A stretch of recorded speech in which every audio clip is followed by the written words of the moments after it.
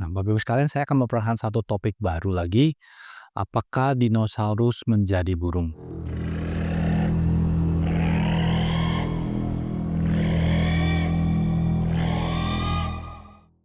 Bapak Ibu sekalian, teori evolusi mengatakan bahwa dinosaurus itu berevolusi dari reptil dan kemudian nanti ada ada spesies dinosaurus yang kemudian berevolusi menjadi burung.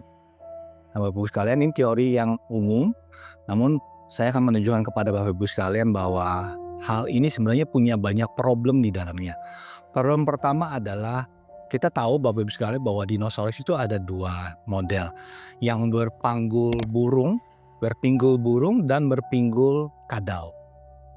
Nah, Bapak Ibu sekalian, kalau kita percaya teori evolusi dan kita mengatakan bahwa dinosaurus itu berevolusi menjadi burung, maka hal yang paling logis adalah dinosaurus yang berevolusi menjadi burung itu adalah dinosaurus yang berpinggul burung.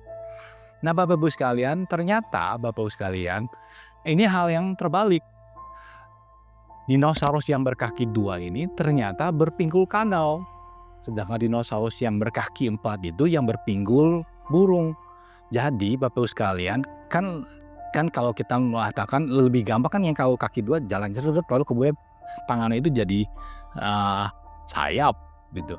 Tetapi ternyata enggak Bapak Ibu sekalian.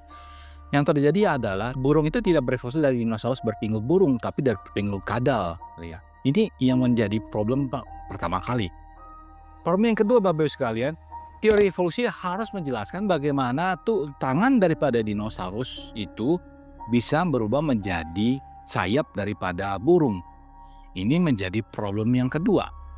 Lalu problem yang ketiga Bapak Ibu sekalian, bagaimana sisik daripada reptil itu menjadi bulu. Bapak Ibu sekalian, kita bisa melihat bahwa sisik itu disusun berurut. Ya, bagian kulisnya berurut tumpang tindih. Sedangkan burung itu berbeda. Burung itu bulunya itu menempel ke tulang rangka hewan. Jadi ini berbeda sekali. Ya, kita bisa melihat ya, sangat berbeda sekali, bulu dan sisik itu sangat berbeda. Lalu kita juga tahu bahwa bulu itu membantu burung itu menjaga panas tubuhnya. Sedangkan sisik tidak. Kita tahu reptil itu banyak yang berdarah dingin. Dia tidak menjaga suhu tubuhnya. Sebaliknya, burung itu punya bulu dan itu akan membantu dia sebagai makhluk berdarah panas menjaga panas tubuhnya supaya tidak mudah hilang. Lalu Bapak Ibu sekalian, yang paling penting itu bagian adalah korban keempat adalah mengenai paru-paru daripada dinosaurus yang adalah reptil dan paru-paru dari burung. Kedua paru-parunya ini berbeda sekali. Di bagian atas itu kita bisa melihat paru-paru daripada reptil. Itu cuma ada satu cabang, lalu kemudian masuk ke paru-parunya, lalu udara masuk, lalu kemudian dipompa kebalik, udaranya keluar masuk melalui saluran yang sama. Jadi reptil itu menghirup dan mengeluarkan udara melalui saluran yang sama. Nah, sebaliknya burung itu berbeda. Dari paru-parunya kita bisa lihat di gambar yang kedua ya. Itu udara masuk dari depan lalu keluar lewat belakang. Jadi paru-parunya itu berbeda dengan paru-paru reptil yang masuk dan keluar di saluran yang sama. Ini salurannya berbeda. Dan dengan desain paru-paru seperti ini, maka burung itu bisa menggunakan udara sangat efisien. Jadi sebabnya dia bisa terbang sampai 8.000 meter. Yang kita tahu kalau kondisi tinggi 8.000 meter, kondisi tersebut udara itu oksigen itu sangat sedikit dan dia bisa efisien. Jadi memang burung itu punya desain paru-paru khusus supaya dia bisa terbang tinggi. Nah, Bapak Ibu sekalian, bagaimana menjelaskan paru-paru daripada reptil dinosaurus itu yang satu jalur kemudian berevolusi menjadi paru-paru yang udara yang masuk dari depan keluar dari belakang. Bagaimana menjelaskan hal tersebut? Itu kan harus ada evolusinya, harus ada transisinya, dan problemnya adalah ketika itu terjadi, kemungkinan yang terjadi adalah itu banyak sekali binatang yang mati di dalam transisi kalaupun itu terjadi. Nah, Bapak Ibu sekalian, kalau saya menggambarkan Bapak Ibu sekalian, Bapak Ibu bisa melihat itu paru-paru daripada reptil ya atau dinosaurus dengan paru-paru burung sebagai berikut. Nah, paru-paru reptil itu kan tadi berasal dari satu jalur, udara masuk keluar berasal dari satu jalur. Itu seperti kayak gambar di depan itu piston ya. Itu semua udara masuk ke dalam satu tempat lalu kemudian udaranya dipadatkan. Nah, Bapak Ibu sekalian, ya, kita tahu pesawat terbang itu ada yang digerakkan dengan baling-baling. Nah, biasanya pesawat terbang ini menggunakan sistem piston. Nah, ini yang pertama. Bapak sekalian juga ada jenis transportasi udara yang lain, di pesawat yang lain yang menggunakan mesin jet. Nah, mesin jet ini mirip dengan burung, di mana udara masuk dari luar, lalu dikompres, lalu dibakar, lalu kemudian dikeluarkan di belakang. Jadi Bapak Ibu sekalian, kalau saya mau menganalogikan dengan sistem terbang yang ada di dalam pesawat terbang, ada yang menggunakan baling-baling yang menggunakan piston, di mana tadi udara masuk semua melalui satu jalur, dengan pesawat terbang yang seperti model burung paru-parunya, di mana udara masuk dari depan dan keluar daripada belakang. Dan kita tahu Bapak Ibu sekalian bahwa ini berbeda sekali. Pesawat terbang dengan sistem baling-baling dengan menggunakan piston dengan pesawat yang menggunakan mesin jet itu berbeda sekali. Itu dua jenis mesin yang berbeda. Berarti itu dua jenis, kita harus mengatakan paru-paru reptil dengan paru-paru burung itu adalah paru-paru yang dengan jenis yang berbeda sekali. Jadi Bapak Ibu sekalian, saya bisa simpulkan bahwa problem evolusi memiliki problem yang pertama. Kenapa burung berevolusi dari dinosaurus yang berpinggul kadal dan bukan berpinggul burung? Yang kedua, bagaimana teori evolusi menjelaskan tangan depan reptil itu berevolusi menjadi sayap burung? Yang ketiga, bagaimana menjelaskan transisi dari sisik yang ada di dalam reptil menjadi burung yang ada di dalam burung? Lalu keempat, bagaimana menjelaskan sistem pernapasan reptil berubah menjadi sistem pernapasan burung yang sama sekali berbeda? Nah, Bapak sekalian, ini adalah problem kalau kita mempercayai bahwa dinosaurus berevolusi menjadi burung. Nah, Bapak sekalian, tentu mereka juga berusaha memberikan bukti-bukti. Teori evolusi membuktikan bahwa ya oke, kita ada fosil transisinya kok. Fosil transisinya itu adalah Archaeopteryx ya. Nah, Bapak sekalian, kenapa Archaeopteryx itu dikatakan adalah fosil transisi daripada dinosaurus menjadi burung? Itu karena Archaeopteryx itu mempunyai bulu dan tulang selangka seperti burung modern. Dan kenapa Archaeopteryx itu dikatakan sebagai fosil transisi? Karena memang kerangkanya itu mirip dengan Ornitholestes atau dinosaurus kecil dan mempunyai cakar di sayap gitu, yang dikatakan bahwa karena dia ada cakar di sayap itu adalah sisa dari tulang transisi reptil yang masih ada di yang dia masih dimiliki. Nah, Bapak Ibu sekalian, saya akan menjawab apakah cakar di sayap, yaitu di sayap Archaeopteryx itu ada bukti fosil transisi. Itu adalah sisa hasil evolusi ya. Nah, Bapak Ibu sekalian, kita melihat saat ini ada 3 burung yang masih hidup yang memiliki cakar di sayapnya. Itu adalah burung Hoatzin, burung yang tinggal di Amerika Selatan. Dia memiliki cakar di sayapnya ketika masih muda. Dan kita tidak mengatakan ini adalah dinosaurus atau fosil transisi. Kita mengatakan ini burung, karena walaupun dia memiliki cakar. Lalu yang kedua, Torako, itu burung ini hidup di Afrika. Ya, sama seperti Hoatzin, burung ini punya cakar di sayapnya ketika masih muda. Nah, yang ketiga Bapak Ibu sekalian itu burung unta. Bapak Ibu sekalian bisa menemukan banyak di kebun binatang ya. Itu ada cakarnya, kelihatan sekali cakarnya yang ada di sayapnya. Ya, jadi Bapak Ibu sekalian, apakah cakar di sayap itu merupakan bukti fosil transisi? Tidak, Bapak Ibu sekalian, karena burung yang modern pun masih punya cakar. Jadi tidak bisa ini cakar itu digambarkan sebagai bukti fosil transisi. Nah, Bapak Ibu sekalian, kita juga menemukan yang satu jenis burung yang namanya Confucianis. Nah, burung ini hidup di dalam zaman yang sama karena ditemukan di dalam kolom phylogeologis yang sama dengan Archaeopteryx. Ya, dan burung ini tidak punya paruh. Jadi Bapak Ibu sekalian, kita bisa melihat bahwa kalau dikatakan Archaeopteryx itu adalah nenek moyang daripada burung karena memiliki gigi. Nah, problemnya Bapak Ibu sekalian, ternyata di binatang yang hidup sejaman dengan Archaeopteryx, yaitu Confucianis, itu sudah tidak memiliki gigi. Jadi gigi itu tidak bisa digunakan sebagai bukti fosil transisi. Nah, Bapak-Ibu sekalian, ada seorang evolusionis yang merupakan seorang ahli burung, ya. Dia ketika dia meneliti burung, dia jelas dengan menolak anggapan bahwa burung itu berevolusi dari dinosaurus. Dia juga menolak Archaeopteryx sebagai bukti daripada transisi. Dia mengatakan bahwa Archaeopteryx itu adalah burung, bukan dinosaurus yang punya sayap.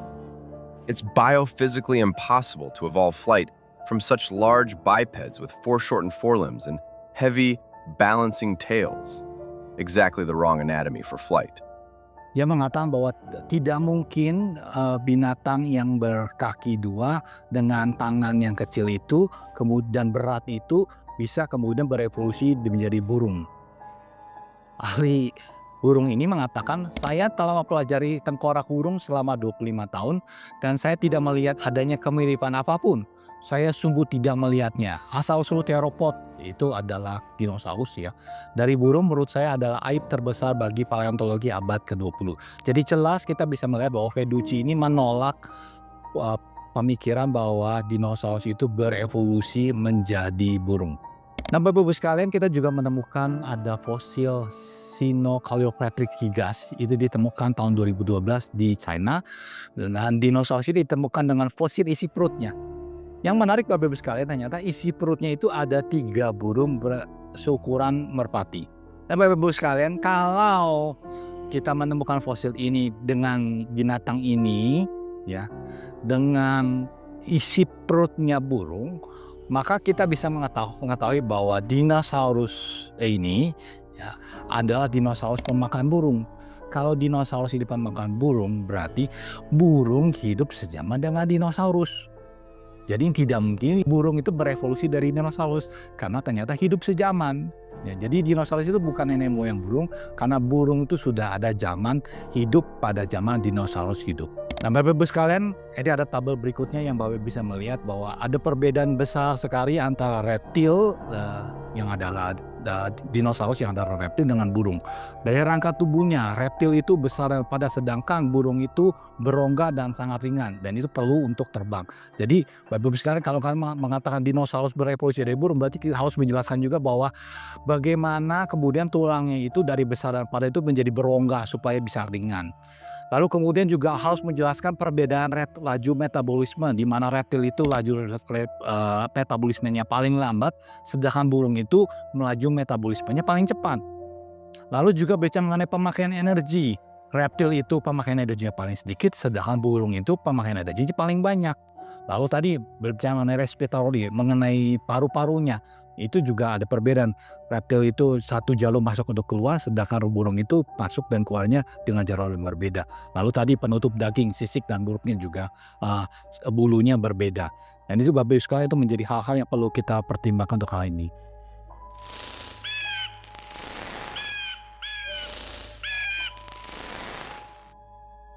Nah, Bapak-Ibu sekalian, saya akan memperkenalkan satu burung yang bernama burung pelatuk atau woodpecker.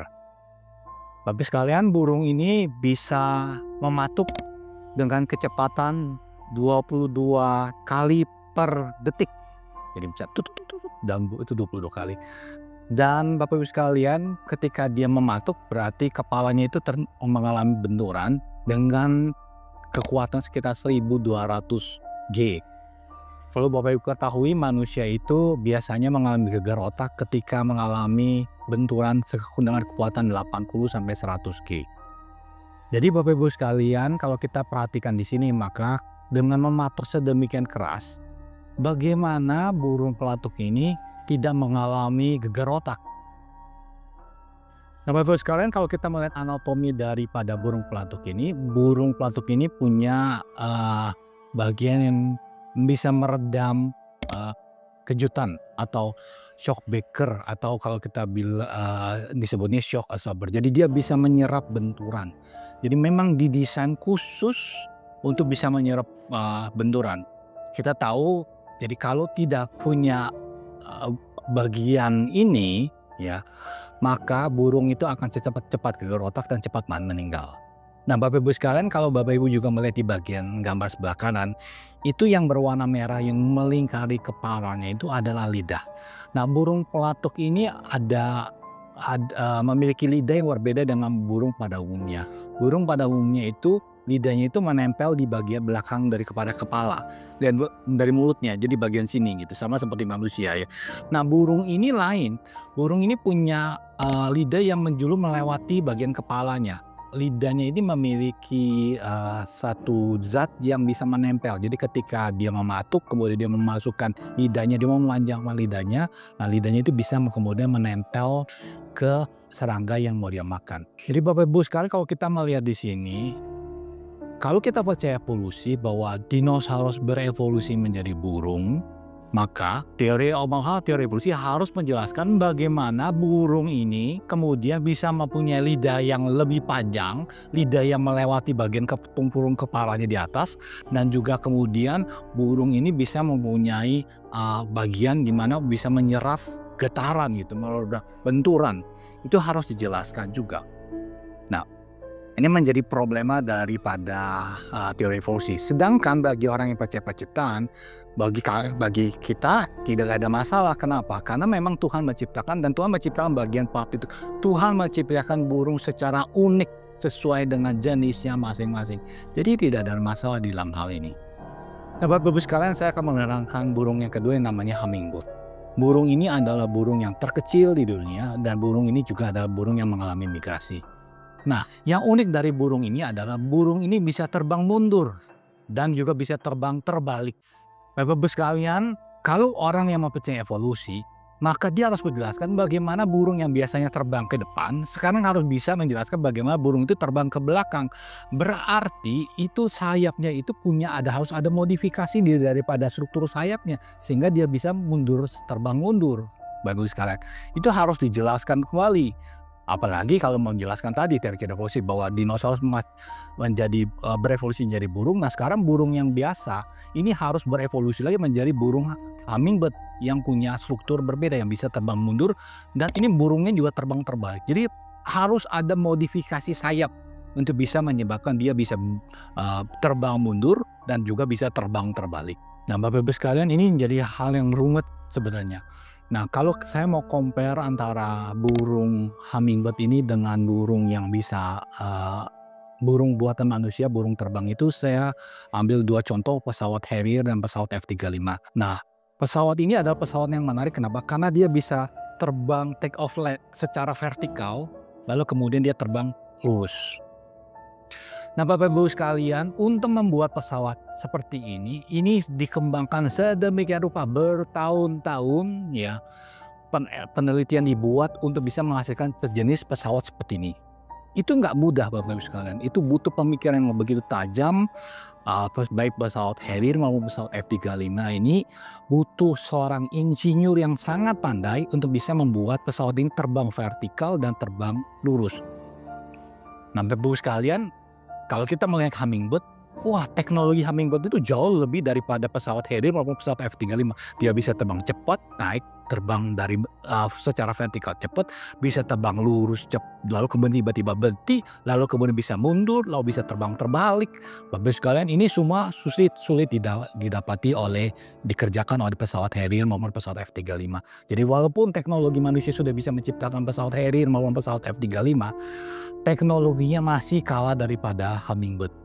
Nah, karena itu Bapak Ibu sekalian, bagi saya yang percaya penciptaan, saya percaya Tuhan yang begitu luar biasa, pasti hummingbird ini bukan hasil evolusi, karena untuk mendesain sayap yang sedemikian rupa, bisa terbang mundur, bisa terbang terbalik, itu harus dirancang oleh insinyur yang begitu pandai luar biasa, yaitu Tuhan itu sendiri.